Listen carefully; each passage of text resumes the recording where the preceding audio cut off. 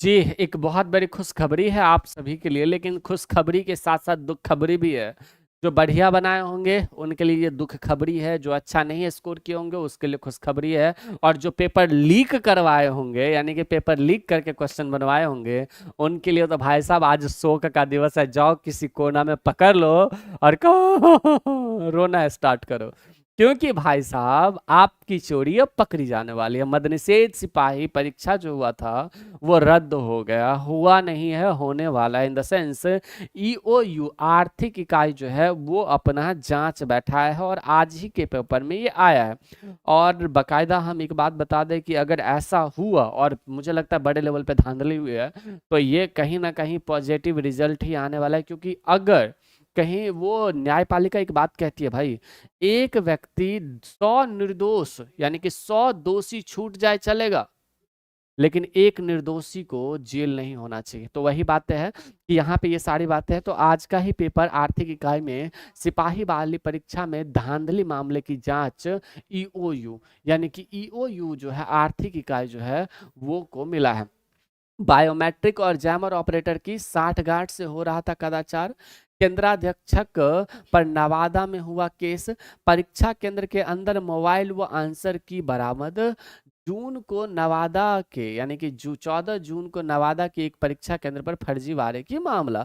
तो जब फर्जीवाड़े हुए तो सिंपल सी बात है भाई, पेपर कैंसिल होना चाहिए। क्योंकि ईओयू जो है कुछ दिन पहले बीपीएससी का जो एईडीओ का एग्जाम हुआ था उसको भी कैंसिल किया था। तो यहाँ पे देखना, पटना हिंदुस्तान ब्यूरो केंद्रीय चयन परिषद की परीक्षा में धांधली मामले की जांच आर्थिक अपराध इकाई करेगी। जांच सरकार के निर्देश पर ईओयू ने नवादा के सदर में केस दर्ज 6/10/25 को अपने हाथ में लेते हुए जांच शुरू कर दी है।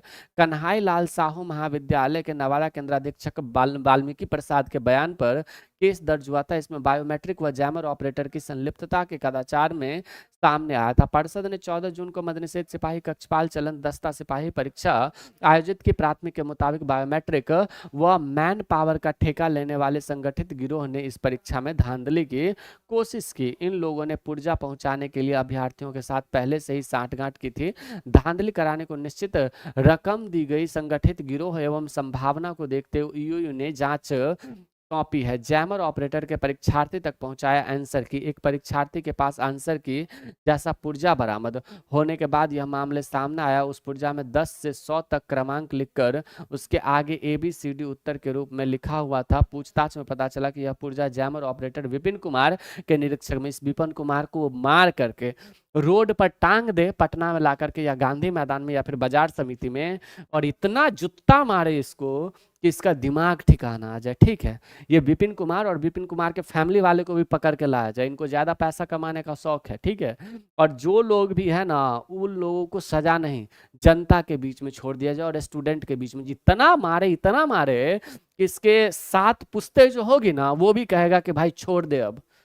तो दर्दनाक मौत दिया जाए, फांसी का सजा दे दो इन लोगों को, बात खत्म।